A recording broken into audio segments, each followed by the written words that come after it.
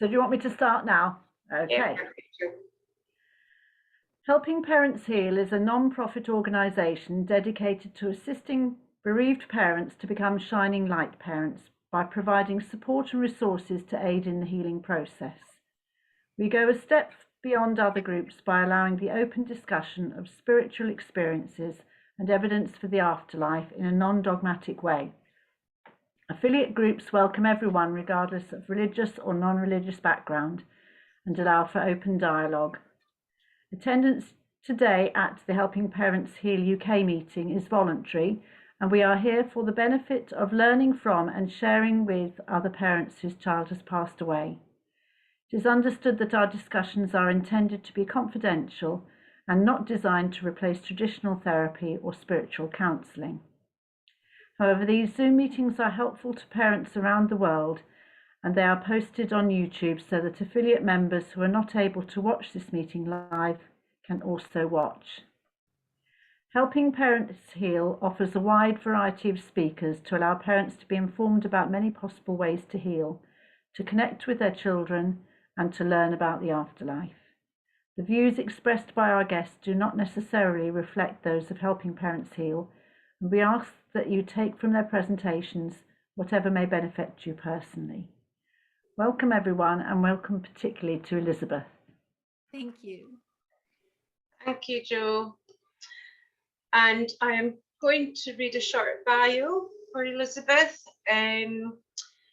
Two of Elizabeth's children have transitioned, her daughter Chelsea in 1991 and her son Morgan in 2009, from severe altitude sickness while on a student trip to the base camp of Mount Everest in Tibet. Immediately after, Elizabeth created the Facebook group Parents United in Loss. Then in 2012, she joined forces with Mark Arlen to form Helping Parents Heal. Elizabeth is a certified yoga instructor and teaches yoga for healing grief. She is the affiliate leader of Phoenix Scottsdale Helping Parents Heal group. Elizabeth has just published a new book about the documentary by Craig. Is it Mahon? I'm not quite sure how to pronounce his surname, Elizabeth. Man, I believe, but that's a good question. You would know better than he does, probably. I think it's McMahon. I'm not sure. McMahon, I think. Life to Afterlife, Mum, Can You Hear Me? It was written with Craig and 24 parents from Helping Parents Heal. Suzanne Geisman and Maureen Hancock have written forewords, and the book, Elizabeth's going to talk about the book, which is now on sale. Exciting. And I will now hand you over to Elizabeth. Thank you for being here, Elizabeth, with us. Thank you. Thank you, Terry. Thank you, Joanna. I feel so grateful to be here and to be speaking to your group. And I also feel an enormous affinity to the UK group just because of the fact that my girls both studied in London for quite some time. And then they were also, they also had jobs in London. So I would go back and forth all the time before COVID hit. But I wanted to first say that I constantly feel so grateful that we have such a great group of affiliate leaders in all of these different areas of the world. And Terry, you and Jo are just so appreciated. It's so nice to be able to have these meetings and the chats that you have to be able to allow people to get together and talk about their kids. And that's the main reason that Helping Parents Heal exists, to be able to talk about our kids, not just about our kids, but about the signs that they're sending us, about the synchronicities that happen, about all of the different wonderful things that are the collateral beauty that happen along the way. And I first just want to tell a little bit about how this journey began for me. And I don't want to spend too much time on this because I don't like to dwell on it, but it is important for people to understand that I am definitely one of all of you. I've been through the same things that you all have been through, although we're all the same and we're all very different at the same time. But when I was living in France, I was pregnant with my daughter, Chelsea, and Morgan was about 2 years old at the time. And I had placenta previa, and I was in the hospital for 2 months before she was born on an IV. And I finally couldn't hold on to her any longer. And she was born, was on a ventilator immediately, and only survived for 2 days. So that was my first experience with having a child transition. It was incredibly hard, but what saved me was being able to get home to Morgan and have him help me heal, because he did that. And he was only 2 at the time. Um, and from that day forward, from the day that Chelsea transitioned, I started to feel like I had one foot here and one foot on the other side. Fast forward to 2009, October 20th, Morgan had gone on an exchange program with a bunch of other students. He was almost 21 years old. He was in Tibet. They got to Lhasa and they flew up the mountain first of all, they flew into Lhasa, 11,000 feet. Then they drove up the mountain to 19,000 feet the next day, way too quickly. All of the kids were very, very sick. They were throwing up. They were very dizzy. Some of them were even urinating on themselves in the bus, because this is a sign of severe altitude sickness. But the Chinese tour guide wanted to get them up the mountain as quickly as possible. So when they finally got up there, Morgan had a terrible migraine. He went to bed early, and in the yurt where they were staying, which is a big tent, he was wandering around calling the kids the wrong names. And so actually, that's also a sign of altitude sickness, to be confused about who different people are. So anyway, at 9 o'clock in the morning, when all the kids were ready to go back down the mountain, Morgan no one was able to wake him up, and he was foaming at the mouth. And this was 9 o'clock in the morning. One of the boys who was there with Morgan, whose mom is a doctor in Washington State, called his mom and said, one of the kids is not waking up.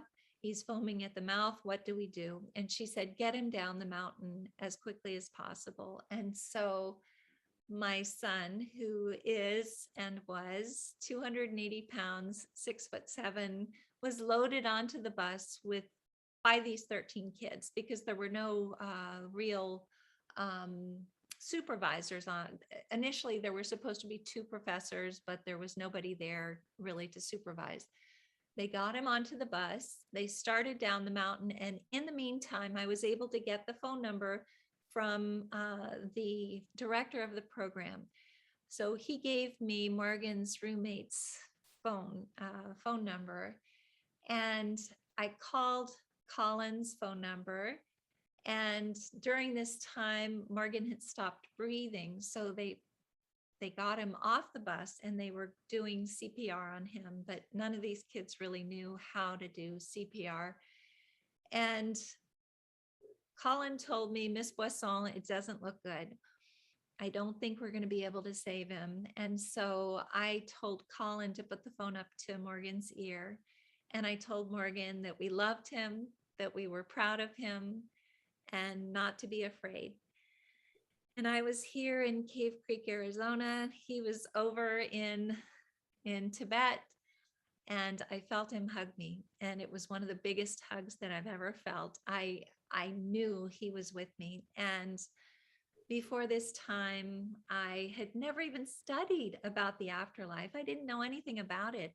I had grown up in India, so I appreciated Eastern religions. I had done lots of transcendental meditation and lots of yoga, and I was training to be a yoga teacher. But this was amazing. I was filled with joy. I knew where Morgan was. I knew that he was happy. And later on, I found out that the reason that I was able to get that hug and that it happened so quickly is because of the fact that Chelsea, my daughter, who passed when she was only 2 days old, was there to meet Morgan when he got over there, and she grabbed his hand and led him to me. And I believe that. I believe that she played a huge part in allowing me to know immediately that this was real. And I think that it was very important for the start of Helping Parents Heal for me to know this right away as well. I had no questioning, wondering where he was. I knew where he was, and I still do. And the amazing thing about this journey is that you get tons of signs in the beginning. And I'd love to hear about your signs after this, maybe just some of the amazing signs that your kids are sending. But then you kind of feel like they taper off as your kids realize that you know where they are, as things go down the line and things get a little bit calmer, your life gets back to normal. But for those of you who are in the Facebook group that we have in the States, I posted a Facebook message from a friend of Morgan's that contacted me 3 days ago. And he texted me to let me know that, first of all, he has never, ever forgotten Morgan. And he does this every 6 months or so. And he's such a sweetheart. He lives in California. He still wears this silicone bracelet from Morgan's Celebration of Life. It was red when he first put it on. Right now, it's kind of a pale pinkish color, but he's never taken it off. Second of all, he told me that he was really sad because he just started a new job. He lives in Napa Valley, and he's selling life insurance, and he wasn't doing so hot. And he fell asleep at the job, and Morgan came to him, and Morgan said, "Why are you so sad, Will?" And Will said, "I'm just not doing very well, Morgan." And he said, "Well, just concentrate on the things that are important in life, and you will be able to move forward and do great things." And he woke up because an alarm sounded before he was able to ask any more questions of Morgan. And that day he knocked the sales out of the park. And right now he is the number one salesperson, the rookie salesperson in the state of California. And so he had just texted me out of the blue to tell me this. And it made me feel so good because it's 12 years now since Morgan passed. And people still feel his influence in their lives. And I know that there are lots more as well as for your children as well. I think it takes a special type of young man or young woman to reach out and say, "Hey, I've got this really unusual thing that I wanted to tell you. And I don't know if you're going to believe it or not, but your son or your daughter contacted me." But I feel very grateful that he did. And just for the record, I know that Morgan has saved the lives of 3 of his friends so far, as well as of his sister. And all of those stories are pretty incredible. And I wouldn't be able to make them up because these all have come from his friends. So it's pretty exciting that way. But I also just very quickly wanted to tell everyone that we are having a conference. It's going to be in August from the 18th to the 21st of August at the Sheraton Grand Wild Horse Pass, just south of Phoenix. We already have 671 parents signed up. So if you're interested, please do go on our website and register for the conference. We have some scholarships available as well, which is something that we wanted to be able to have available as well. And we would love to have all of you there. I know that it's a longer trip, but there's a direct flight through British Airways that goes straight from London to Phoenix. And the airport is only 18 minutes from the property. So wanted to tell you about that. Also wanted to just let you know that we've just published a book, and the book is based on the movie by Craig McMahon. He did a documentary series called Life to Afterlife, and it's a spirituality series. And our documentary was the first in the series. And so we have 24 parents who have written about their children for the book, but also we have Suzanne Giesman and Maureen Hancock, who were both part of the documentary, who have also written for the book. So it would be wonderful if you all could maybe either purchase the Kindle or the paperback version, because all of the money that's earned from the sale of the book goes back to scholarships for the conference. So if you haven't yet been able to take a look at that, please do. And I would love to be able to answer questions. I also just want to say, if you want to know a little bit more about some of these other incredible signs that have happened to me, I would love to tell you. I also would love to tell you more about the resources that are offered by Helping Parents Heal. Everything is free of charge through Helping Parents Heal. We have a group of caring listeners. There are 30 of them who are throughout the world, and they're available 24 hours a day to listen. They're parents who have gone down the healing path a little bit further than we have, and who reach a hand back to others to help them forward, which is what this whole healing path is about, is being able to help others. And we also have these YouTube videos that have been posted. Many of them come from Helping Parents Heal here in the UK. We have YouTube videos of Shining Light parents who talk about their own paths. We have YouTube videos of gallery readings that are given by different mediums. We have YouTube videos of experts from the afterlife field or from the bereavement field. And so I hope that you all will take advantage of this. They're all on our website. We also have a provider list, recommended providers by parents from Helping Parents Heal. So I just wanted to let you know about those as well. And again, I'd love to tell you more about some of the amazing signs that I've had. I'd love to hear some of the amazing signs that you all have had as well, or any other questions that you might have about Helping Parents Heal. Oh, thank you, Elizabeth. I just love your story. I mean, to feel Morgan instantly, I felt like that with my son. When he passed, I felt just instant that he was reaching out. Yeah, straight away, and the signs were so strong, and I was the same. I had no idea of I believed in that there was more, but yeah.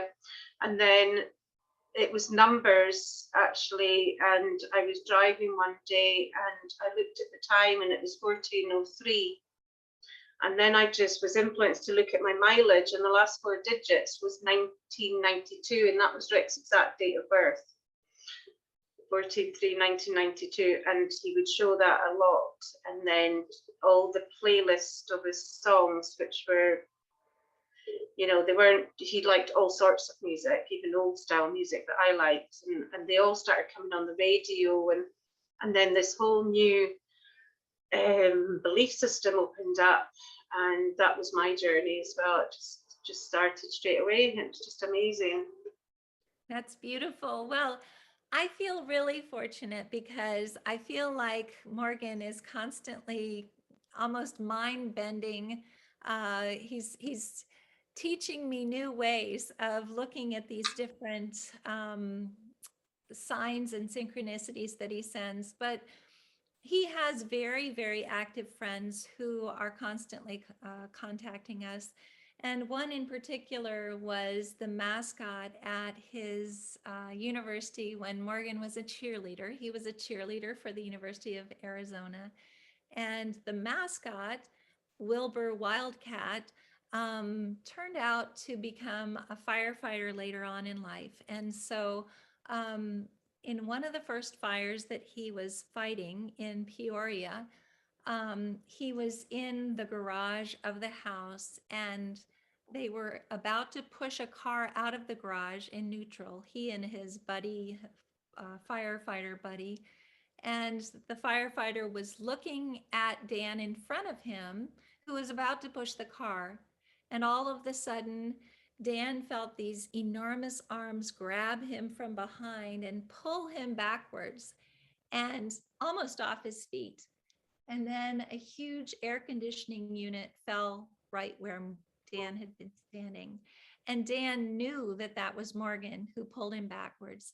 And the guy who was in the car said, "Dude, what just happened?" Because he saw him being pulled backwards.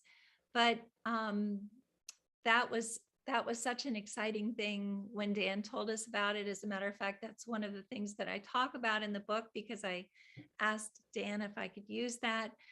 But that's only one of the times that Morgan has actually saved different friends' lives. He had two friends who were on the cheerleading team when he was in college, and their senior year, they got hit by a woman who was driving 70 miles an hour, and the car became an accordion.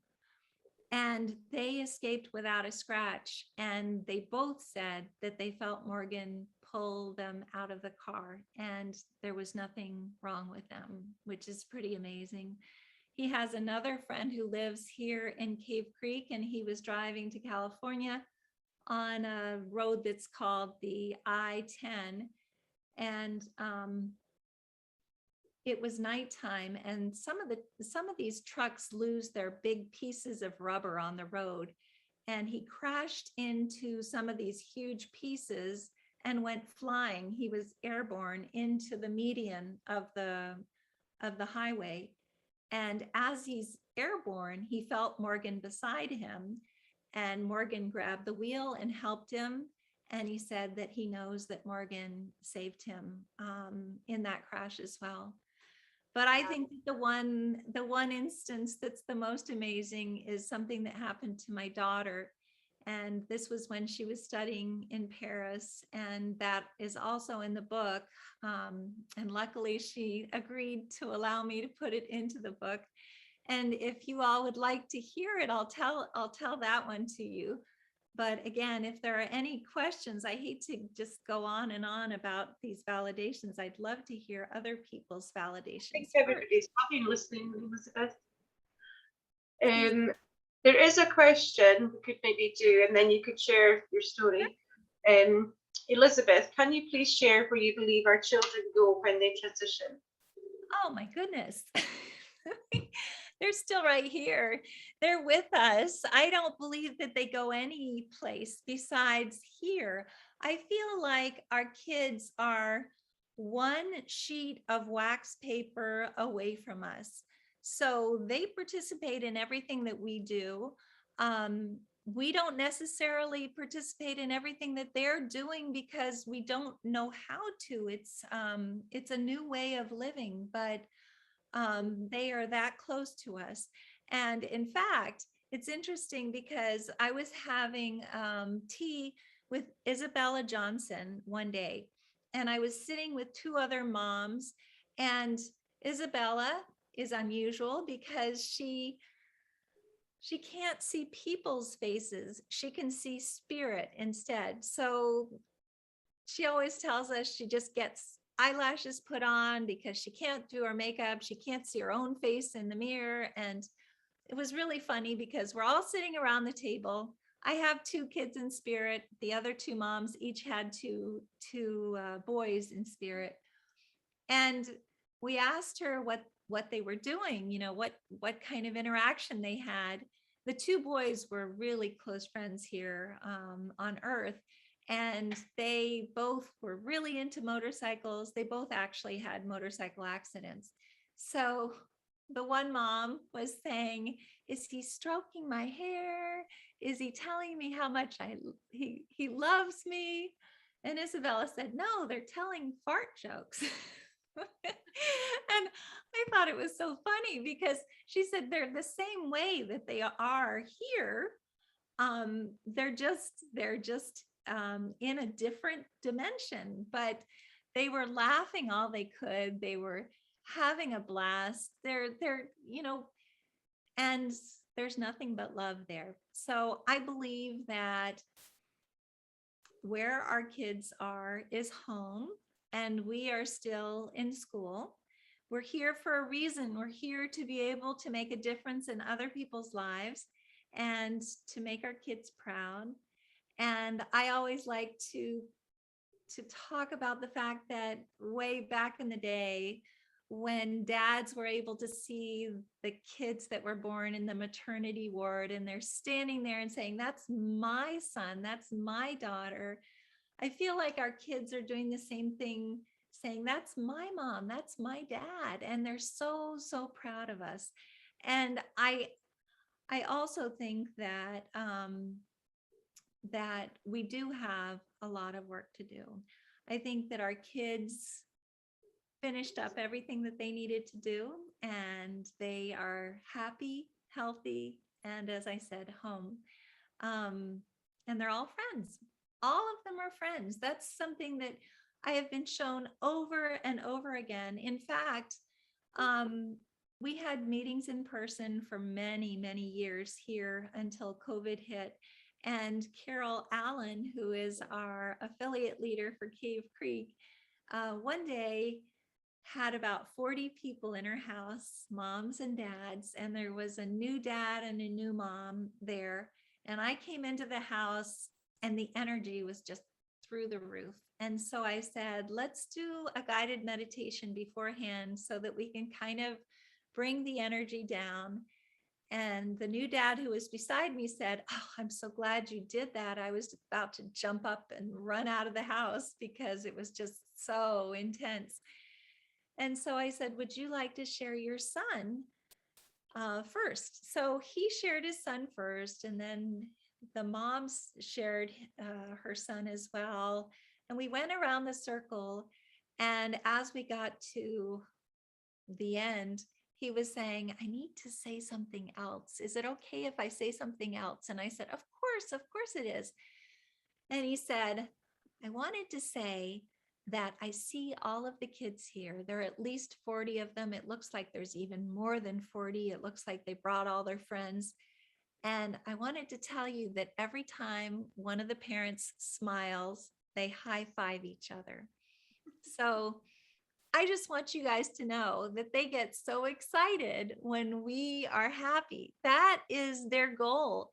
And they're helping each other learn how to communicate so that we can be happy and we can feel joy. And so that was one of the most exciting things for me to understand, because I could feel those kids there.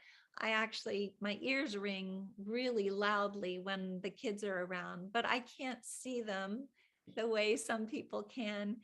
This dad, who was really early on the journey, here he was seeing these kids immediately. Lucky him. But anyway, we all have our own special gifts and our own special ways of communicating with our kids, but they are definitely here with us. Did that Absolutely. answer your question? Long answer.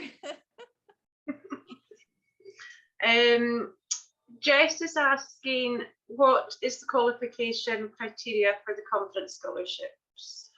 Oh, good question. Well, we have it's a need-based scholarship. So what would be good to do is to reach out to Irene, who's in charge of those, and let her know the reasons that you would like to be able to participate in the scholarship. And I can give you her email. It's just irenevouvalidis@gmail.com. And I think I could type it into here if you guys would like. Right now, she's slowing down because we need to allow the people who have received scholarships to utilize them before she can give out any more. So it might be a little bit of time before she can do any more, but I'm having a hard time. There we go. irenevouvalidis@gmail.com. Yeah. So in any case, but I do recommend if you are needing a scholarship to please reach out to her. And thanks for the question. Perfect. Okay. I was wondering if anybody would like to share any of their stories, signs from their children that they've experienced. I thought I would maybe share how I became an affiliate leader, because it's quite a funny story, Elizabeth, with Kat. Because when I joined Kat's circle, when I had reached out to Kat, and we were having a Zoom meet on the Wednesday, so it was about 1:30, and so I was here, and it was like 1:30, and I started feeling the kids. I could feel my son come in, and I could feel the kid. I could feel this beautiful, beautiful energy around me. And it was about 25 to 22, and I thought, oh, Kat must be held up. So I was on my Facebook, and I seen a friend of my brother's, and he's not even on my Facebook. So I thought it was, how did you get there? So of course I clicked on, went in for a nose, and there was this advert on his page about a missing cat. So I'm kind of looking, and then I kind of just went to come off it, but I could feel this, no, keep looking. And then I looked, and the cat's name was Bailey. The missing cat's name was Bailey, and I clicked, and I could feel the laughter. And that was the first time I felt like all the kids together, and just that connection Kat had with them as well. So when I reached out to her and sent her it, she thought it was hilarious, and she goes, "Yep, you're in my circle." And it was just amazing. And I can honestly say, feeling all the kids' energy together, like you've said and described, that the laughter, how uplifting they are, how happy they are. Yeah, I really, really felt it. And then fast forward a while, when the morning that on the radio, I heard just randomly, "Are you ready to reach out and help Kat? Are you ready to help Kat reach out to the world with confidence?" Always remember it. And it kind of jumped out at me, and I'm driving along to work, 7 o'clock in the morning, pulled over, my first client, looked at my phone, and Kat had just announced that she was stepping down, affiliate leader. Oh. And I thought, oh, and then I felt this, message her now. So I'd said, message Kat, and then and she'd messaged yourself, Elizabeth, and then it was all happening. And I went home, and I went, how did that just happen? It just happened. And I went, and I was going to Rick, UK affiliate leader, Rick, and I could feel him going, "Yes, Mum, you can do this." And then I came home, and it was actually my friend had posted. It was just amazing, because back in March, she had put up a post, Mother's Day, 14th of March, UK, and that was his birthday. So Mother's Day and birthday was the same day, but the UK, it was just that connection with what I was saying to him. So that was my synchronicities into helping parents heal and the affiliate leader. And yeah, like, the kids bring us all together. They just connect us all together. And with the chat room crew, with parents, it's just a beautiful space. And I know that you can feel the kids there.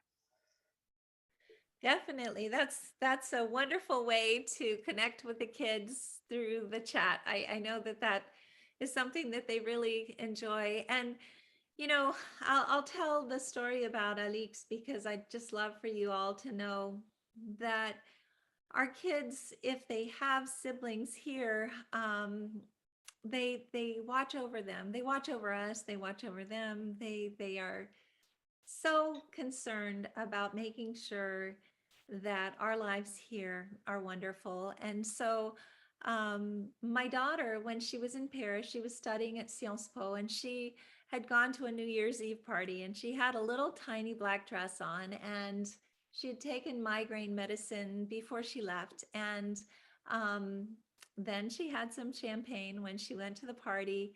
And unfortunately, she got a terrible headache. She told her cousin who was there and her cousin's boyfriend that she was leaving. And I don't think her cousin realized that she was really in a bad way. And she rushed out the front door without grabbing her coat or her cell phone. And she saw a taxi on the street and she jumped into the taxi. And as the taxi took off, she realized that she didn't know the person in the seat next to her. And they went a few stoplights and then she jumped out, although she didn't know where she was going. She was on the other side of Paris from where she lived in Saint-Germain.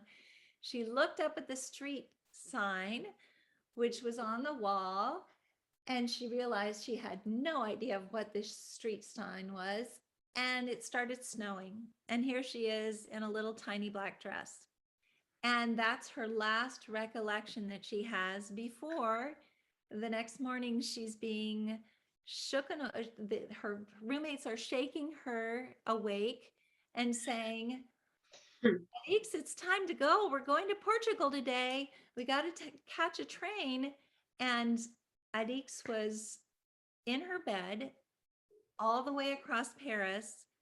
Her apartment was up 7 flights of stairs. And her roommate remembers, one of her roommates remember the door being kicked open at 3 a.m. And Alix knows that it's her brother who carried her home and put her in bed. She is 100% certain of this. And so there's no other explanation, actually. So it's pretty amazing the things that our kids can do. And I've seen some true miracles of things that have happened. And I talked just a little bit about collateral beauty in the beginning, and I feel that this journey that I've been on ever since Morgan transitioned has been just that. It's been a journey where I look for the collateral beauty because it happens all the time. And I also want everybody to know that you don't have to be sad. I feel that there have been so many amazing things that have happened in my life that it's impossible to be sad. And I don't think Morgan wants me to be sad. Chelsea doesn't want me to be sad. They want me to be able to be happy and to help others. And I think that that's the goal of all of our kids. Being able to see their parents doing something to help others, I think that that is the main thing that helps us heal, and it also makes them so proud. So I didn't say that early on in my journey, that you really should be helping others to be able to help yourself heal. But I've realized it through the years that it is one of the most integral parts of my healing has come about from being able to reach out and help others. And I think that it's not possible right in the beginning. Nobody should feel like they have to in the very beginning, but the more that you are able to reach back a hand and help others forward, the more it helps you. So I feel very grateful to be able to be in a position that I can do that. And I feel good every day, which is wonderful. So anyway, does anybody have any other questions? Because I'd love to be able to hear other signs that people are getting, if you'd like to. Some of the Coralie said that Coralie says she has an amazing story about her child. So where's Coralie? I'll just ask you to unmute. Hello. Hello. Hello. Hi, how are you? Hi. My name's Coralie. I have 3 children, Craig, Tristan, and Andrea. They're forever 28, 25, and 12. And Me and my daughter live in New Mexico, and my two sons live in Wisconsin. And my oldest, 28, passed in April. But 2 months before that, his father passed away. And so I came to Wisconsin to be there for him through that. And I got up one morning and I was staying at a friend's house, got up one morning and there was a little plastic confetti heart on my hand. And I remember taking note of it because it came out of nowhere. And I had my son cremated. And when I went to pick up the ashes and sign the papers, I sat down at the desk. And when I put my hand down, there was the same little confetti heart on my hand. It was incredible. Yeah, right at that moment when I was to receive his ashes. So fast forward, I have to take care of his house to get it ready to sell and go through his belongings. So I was staying at his house, but I had to go back to New Mexico to take care of some things at home.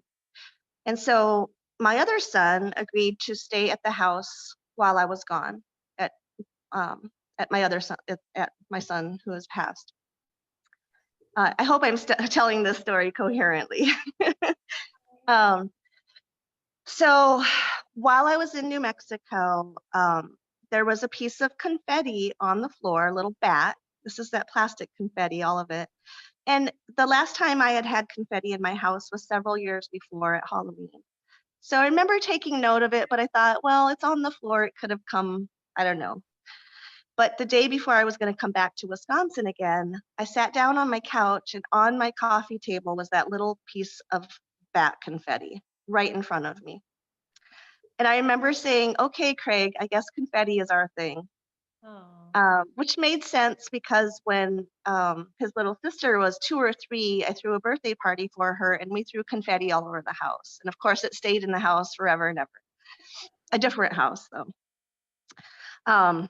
So my son's house that I'm taking care of, getting ready to sell, before his brother came to take care of it, and while I had the confetti experience in New Mexico, the house had been deep cleaned and there's only basic furniture left in the house. So there's no way that, and nobody else has been in the house, so there's no way confetti could show up in the house.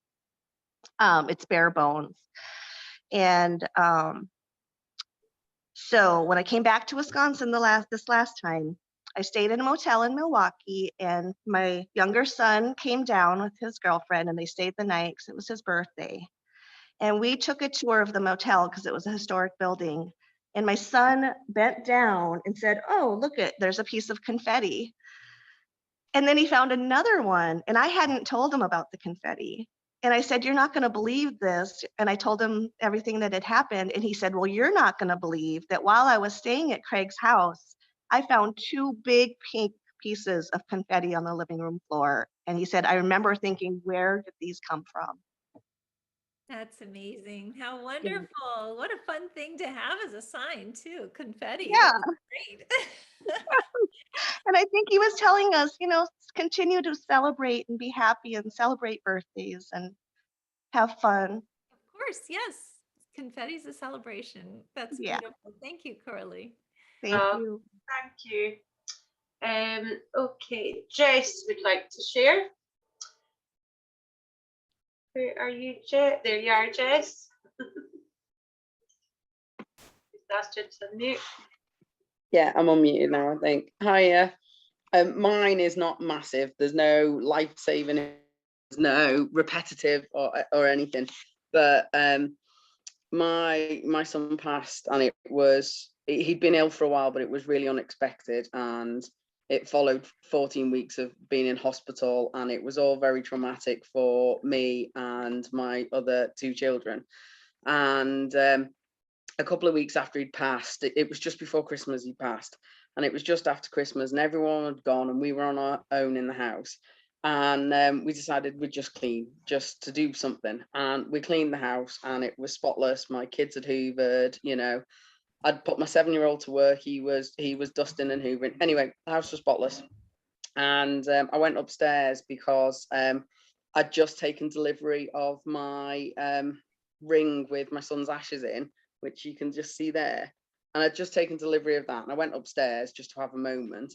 And on the floor in my bedroom was this, right? And it is just a little mouth with a tongue sticking out. We don't know where it's come from. It doesn't belong. I have 3 boys, one who's transitioned. We don't craft, like nothing, but it's a little crafty, felty thing. But the reason why it's so important is, let me just put this here and I'll show you.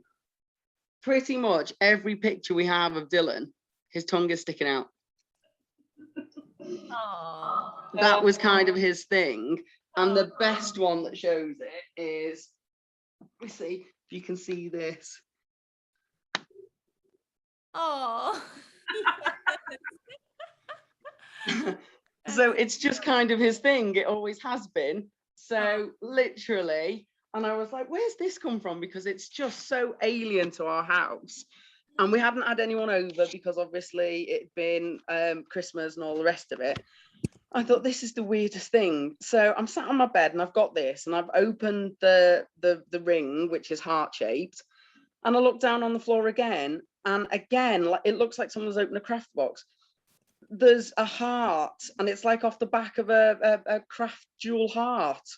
And it's that heart plastic backing. And of course, like I say, we don't craft. Like, I can't tell you the last time we crafted, if ever. So yeah, these 2 things on the same day in the same spot after we cleaned. So I've not had anything very good since, but He stuck out his tongue, but then he also sent a heart to let you know that he loves you. So he's not just being silly, he's also sending his love. That's beautiful. thank my you. goodness gracious, what a wonderful sign. Thank you so much, Jess. Thank you. Jess, that's amazing. And next we have Amelia would like to share. Amelia, I'll just ask you to unmute. Hello, Amelia. Hello. Hi. Hi. Can you hear me? Yep. Hi. So my son, he was 4 months and he transitioned in January. And I have to tell this story because it's all because of this group. So one night, well, it was my birthday in May, and I have a 3-year-old as well. And we had balloons, and one of the balloons lost the string. And so it was in our ceiling, which is like 18-foot tall ceilings that we have in our living room. Well, anyway, it was like 2 months later in around July or June,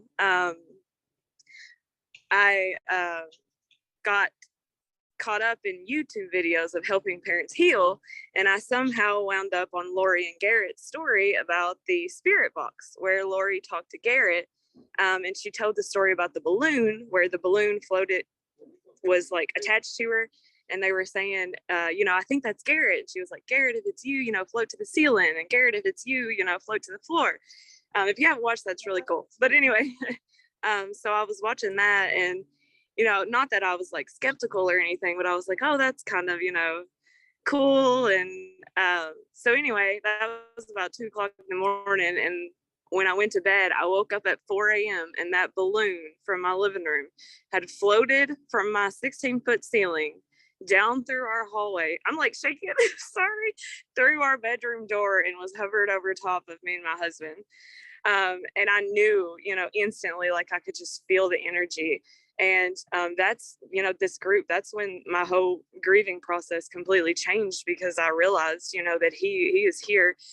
We also have a farm that it doesn't have any road frontage at all. It's like pretty far out in the boonies, I guess. We live in Kentucky, but we've had 3 balloons since then get hung on our fence there, and have no idea where they come from. In August, he would have turned 1, and there was a happy birthday balloon at the beginning of August that was there. And then through this group as well, I don't want to take up too much time, but Mark Anthony did readings, and my son came through, and he told me, he said, the angel that you saw was real. And it was just another validation, you know, that it was him, that he's here with me every day. He is definitely, Amelia. Oh my So gosh, I thank love that. you.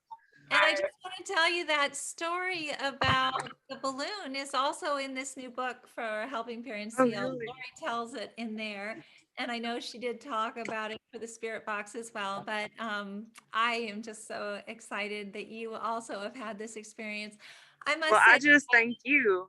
I watch you all the time. I know you probably don't know me, but I watch you, and you have just helped me so much. well, thank you. You're such a Thank you. sweetheart.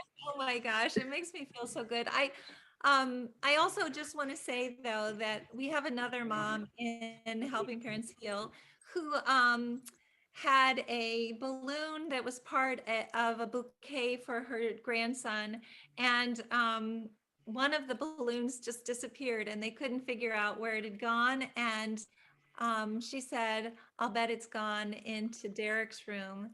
And so they all went down the hall. This balloon, I mean, this is a huge house that she lives in. It traveled all the way down the hall, and it was attached right above his bed stand. So it was in his room right there, just waiting for her. And this was after Garrett's balloon had happened that way. I think that our kids can handle pushing those balloons around pretty well. We have a collection now. I've started to collect them all. So I have a little box, and there's like 10 balloons in there that he sent. So well, thank I you. don't know if you guys have heard of that amazing story with Suzanne Giesman that happened to me, but we had a balloon release of biodegradable balloons for Morgan's bench dedication.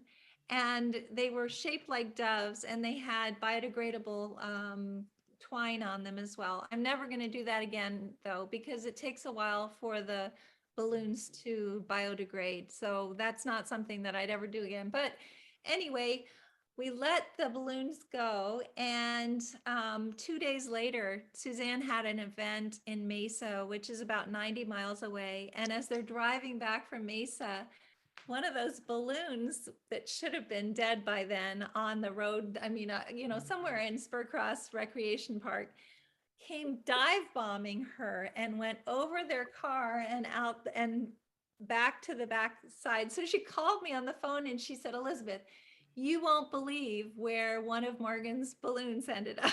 And she had just done a presentation for Unity in Mesa. So anyway, I just think that our kids can control those balloons, and it's pretty cool the way that they do. So I'm glad to hear about that. Thank you for letting me know. That's beautiful. Thank you. And is there anybody else that wanted to talk about it? Joy, yeah, Joy would like to share. Let's see. Am I unmuting?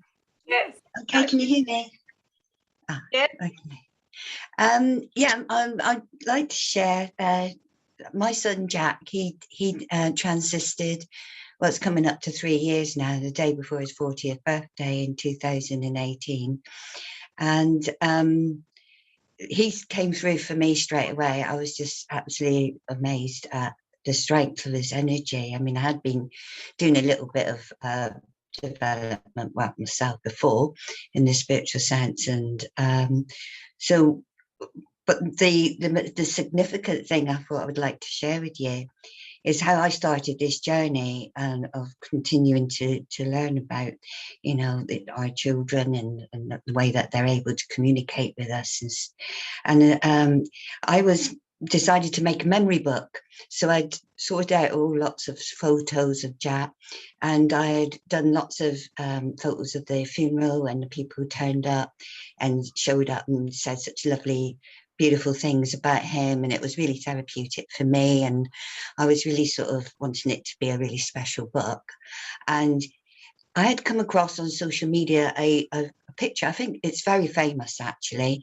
It's about a statue. It's a statue that somebody had done of a brass figure sat on a bench with a big hole in it. And I don't know if you know it, and it said, "This is how it feels for a parent to lose a child." And it really spoke. I'd felt the grief, even though obviously it could contact, you know, it was having communication. It still felt the pain. I mean, the rawness of the pain of the loss is still with us, as you know. So I wanted to put that in just to show and express that was where I was at that time.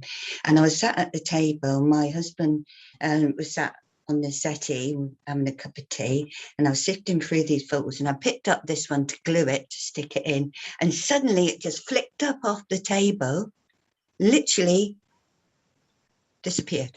I mean, literally disappeared. We couldn't find it. We couldn't find it on the floor.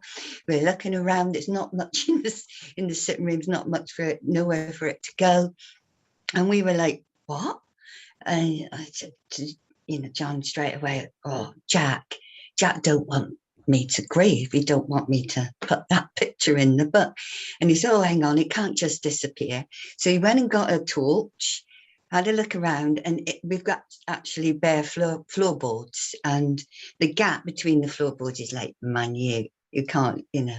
So actually what had happened is the trajectory of it went straight down the floorboards, and with the torch we could see it's still down there. We can't get it up, but it was a clear sign that, you know, Jack didn't want me to grieve. And of course I said, well, you know, I am going to grieve because I'm going to miss you, but I will do my best to, you know, come through this, as you know, and learn through this. And I had such a strong feeling that is what he wanted. And I really felt that he had directed me to, I'd done a course with Suzanne Giesemann, the two of her courses actually, and he had led me to that. And that's what's led me to you, of course, to Helping Parents Heal. And the signs that he comes up with were just hilarious. I mean, it's just so funny, and it really is constant, and it cheers me up. But you know, there's many stories I could tell, but I really wanted to share that one because I felt that that was the most significant, because it started me here to be here and to learn as much as I have. It's just wonderful. That's beautiful. You know, every time that someone wants to post that statue on Helping Parents Heal, I have to let the people know, no, we can't put that. It doesn't that's not where we are. We know our kids are with us. They are not gone. So Yeah. I am so glad that your son would not let you put that in. Yeah. Yeah.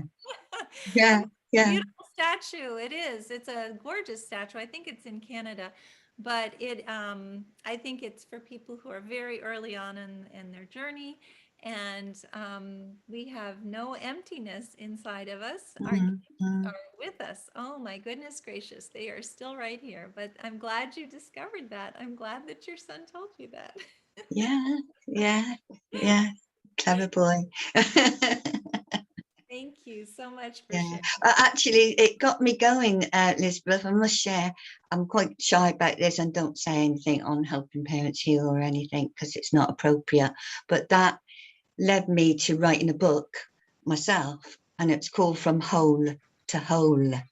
Oh. So the journey of my grief is we filled that hole, fill the hole with this richness of the growth that we have through the grief. Love that. Yeah. That's a Yeah. beautiful saying, from whole to whole. Yes. Yes. Beautiful. Well, thank you, Joy. You're welcome. Joy. Yeah. We've got one more, Elizabeth, from Morag. Morag would like to share her squirrel one. Okay, wonderful. Hi, Morag. Hi, sorry. Yeah, my stories, I've shared this with Shelley, I think, before, but I've never told anyone outside the family, but it's not actually me that got this sign, which is kind of why I like it the most. It was when Angus had first passed. This was in March 2020. And we'd just come back from Holland, where we'd been sent there for a clinical trial because Angus had cancer, and that's where he passed. So we came back home, and it was the start of lockdown, and everything was up in the air. And we were really lucky that a family friend gave us a sort of heads up of a holiday cottage that we could go and stay at. So that's where we went to stay for 6-7 weeks. Just because we hadn't actually lived in this country for 4 months, and we hadn't been home for a whole year. So we just, but anyway, both me and his dad we felt we were getting signs from get-go. We got signs straight away. Like there was just a real sense of him still with us the whole time.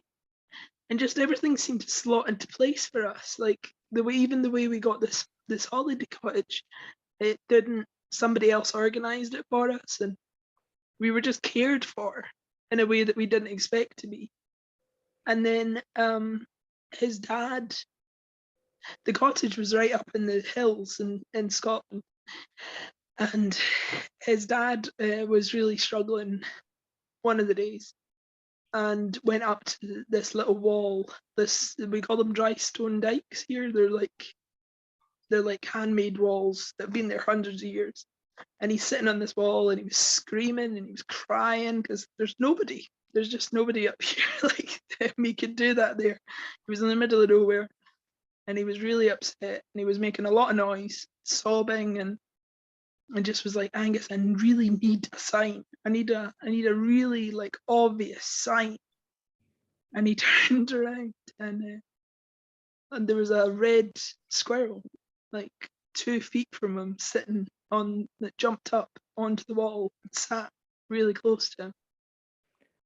And he reached for his phone to like take a photo, but then he was like, oh, maybe better not, because I don't want to disturb the squirrel.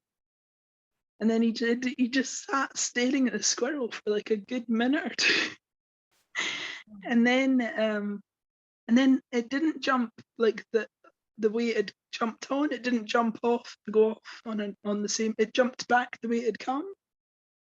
So he was like, there was no reason for it to be there, and he was making so much noise. He was like, why would it come?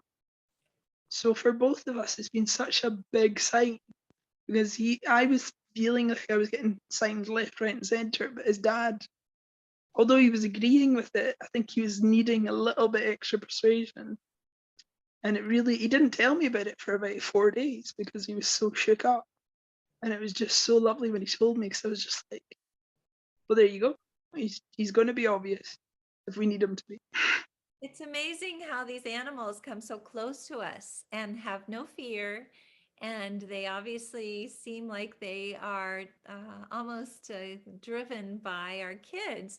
And one of the stories in the book is about being in Germany, looking for Devin, who is Lynn and Jeff's son, and a raven coming up to Lynn at the river and coming so close to her. And she knew that he was giving her a message. And so they now have ravens all the time. But it truly is interesting. We had a bobcat that came right up to us on Morgan's birthday, almost like it was a cat. It was purring, and it was just coming very close to us. So it is amazing. And I know that it's the kids who are helping them to come close that way. So that's beautiful. Thank you for sharing that, Morag. And it looks like Joe has something to share as well, which is exciting. I'd love to hear something from Joe.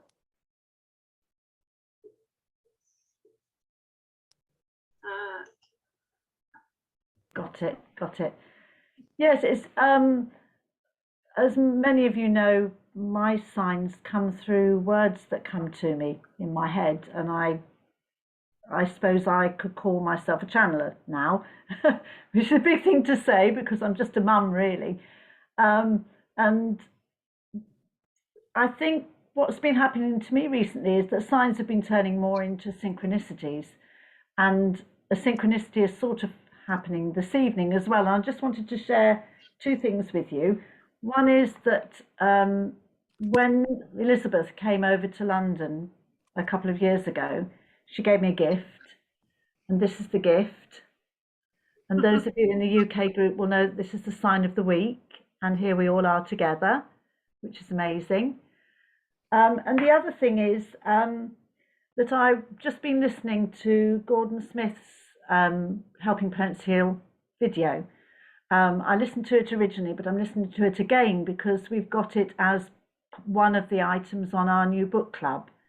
We've put books in, but we've also put video clips from the collection of Helping Parents Heal for people that can't, for whatever reason, get a book or have time to read a book.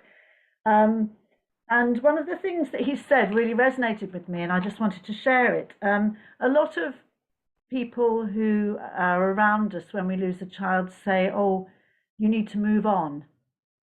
And that can be very hurtful to us because moving on feels as if we're moving away. But I wanted to share some words that Peter sent me, and they're very short because I can't remember the rest of it.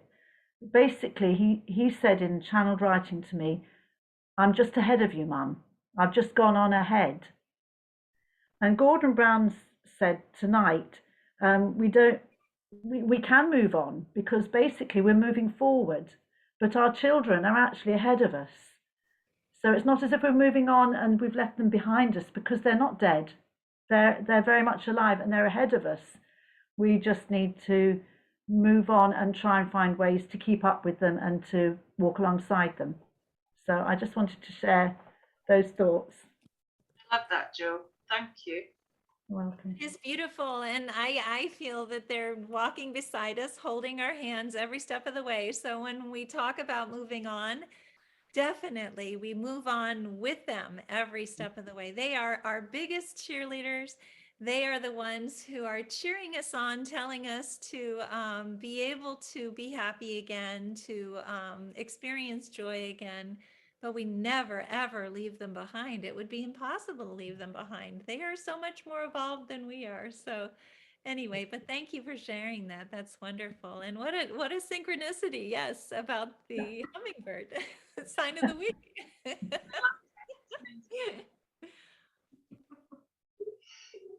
So thank you all. I guess that it looks like we've gone over an hour, and I hate to do that to people, but thank you for staying up so late. And I am just so grateful for this UK group, for both you, Terry and Jo, and everyone else who's in it. And I know that you all have many wonderful things planned as you move forward. There's so many wonderful presenters who are going to be coming to speak to your group as well. And I hope to see some of you at the conference if you're able to join us. And again, for anyone who's interested in learning about the scholarship opportunities, please do contact Irene. And thank you again. Elizabeth, thank you. Thank you. Thank you, everyone, too. And I was going to maybe unmute everybody because I would love for everybody to say goodbye. If you can unmute and say goodbye. Thanks, Elizabeth. Thank you. Bye-bye. Thank you very Bye, much. Elizabeth. Hi, everyone. Take care. Bye, One. everyone. Thank you, Elizabeth. Goodbye, everyone.